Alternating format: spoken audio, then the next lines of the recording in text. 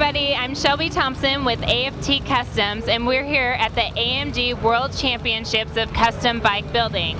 I'm here with Kurt, owner of BTR, is it motorcycles or BTRmoto? And we're here to talk about your beautiful bike, Kurt. Welcome. Thank you. So let's just dive right in. I mean, this is an awesome bike. I love the paint job, by the way, very patriotic. It gets us all excited. Can you, why don't we start a little bit, we'll start right up here. Talk to me about the engine transmission. I mean, there's a lot going on here. It's really neat. Yeah, the engine is a twin cam Harley 88. The transmission is one that I built to make a more compact unit. It uses a 5-speed cassette style gear set. In building this, I was able to actually shave 5 inches off the length of an OE style Harley power plant and 4 inches off the left.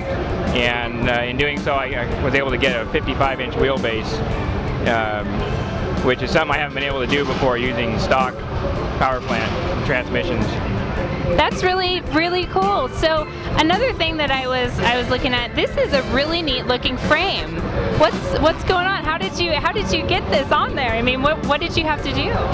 Well, the frame is built out of 1¼ inch chrome moly tubing, and it's a trellis. And I was able to, or the reason I designed the frame this way was because of the power plant. I'm able to hang it from the rear, and it's all rubber mounted. It's completely isolated in the frame. So I was able to get a lot of torsional rigidity out of the design.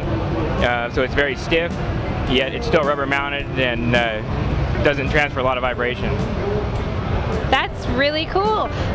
Also, I was kind of noticing you had mentioned to me earlier about swing arm and trying to shorten the base of a couple things on here. Talk to me a little bit about how it's working and how you got everything together.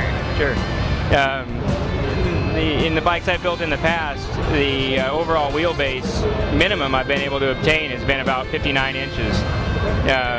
And at that same time having a very short swing arm, which is not necessarily a good thing. This has been able to allow me to have a much longer swing arm, as much as 5 inches longer than prior, but also accommodate the short overall wheelbase. So we get better geometry throughout with the design off the transmission. Now for a fun question. What was the hardest part of this build? None of it was really that hard. It was just a matter of well, I guess the hardest part is trying to keep it as simple as possible. That's been the hardest thing to do. The frame removes from the engine and transmission with 2 fasteners. It's very simple to assemble, manufacture. Probably the hardest part was getting it done in time for the show. Well, you did get it done in time, and it's absolutely beautiful. Thank you so much for coming out. And one last thing, in closing, if someone would want to have you build a bike for them or want to get a hold of you, do you have a website? How would they be able to get a hold of you? Sure, it's BTRmoto.com.